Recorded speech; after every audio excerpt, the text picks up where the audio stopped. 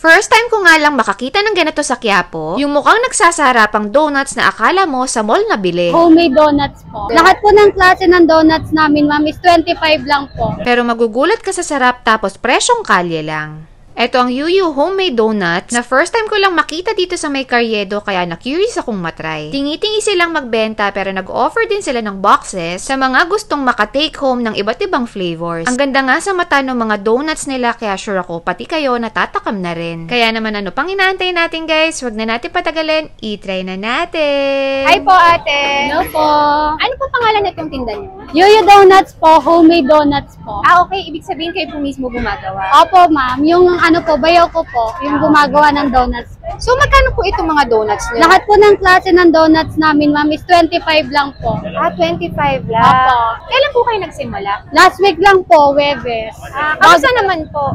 Ano ma'am, malakas din naman po ma'am kasi homemade po siya, tsaka hindi po talaga siya lugi kasi siksik po lahat ng mga paninda po. Wow. So, nakakailang donuts po kayo sa isang araw? Depende po ma'am eh. Meron po minsan 5 box, 6 na box, 7 box po sa isang araw. Anong oras kayo nagsistart? Nag-start po kami ma'am ng 12 po ng tanghali. Hanggang ano oras kayo maabot? Hanggang 9 po ng gabi. Ano po yun? Talagang sold out na kayo bago kayo umuwi? Depende ma'am sa araw kasi may araw po ma'am na hindi naman po masyadong matao. Pero may araw po talaga ma'am na bilang na lang po yung natitira sa amin. Everyday po kayo dito nakapwesto? Everyday po, araw-araw. Ano po itong mga flavors nyo? Eto ma'am, Korean garlic cream cheese, Al Capone po, Choco Mallows, ham and cheese, strawberry mallows po, triple choco, mallows with choco po, tapos triple cheese, milk cream cheese po, triple choco, strawberry choco po. Ah, wow, ang dami. Actually po ma'am, yung may-ari nito, talagang nagsimula po sa Cavite. Tapos ngayon po ma'am, another branches po dito sa Quiapo. Pero ito po yung unang pwesto nyo. Dito po sa Quiapo, ito po yung unang pwesto. Carriedo. Dito lang po kami ma'am sa may tapat po ng Isitan po mismo. Araw-araw. Sige po. Thank you. Thank you po.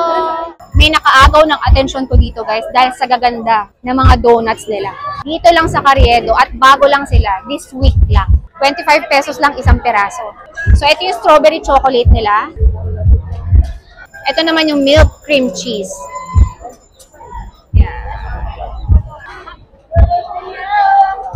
So, bawat flavor nila, 25 pesos lang yan. Marami kayong pwedeng pagpilian. Let's go!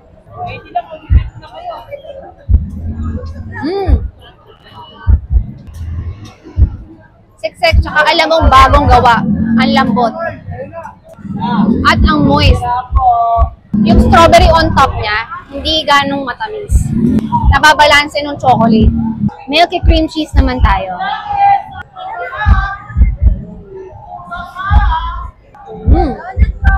Ayan, yung laman niya. Ayan.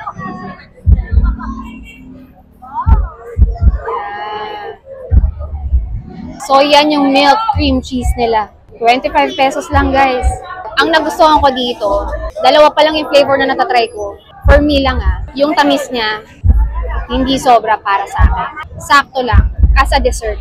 Normal na matamis kasi dessert donut Pero hindi yung nakakaumay.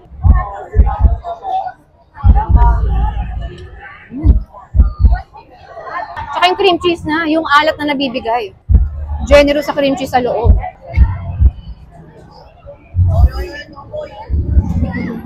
Up.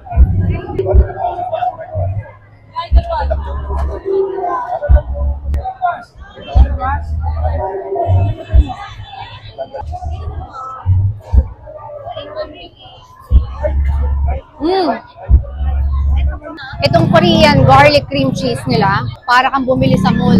Lasang-lasa mo yung garlic, pati cream cheese. Ito naman yung ham and cheese bread nila na naka-deep fry.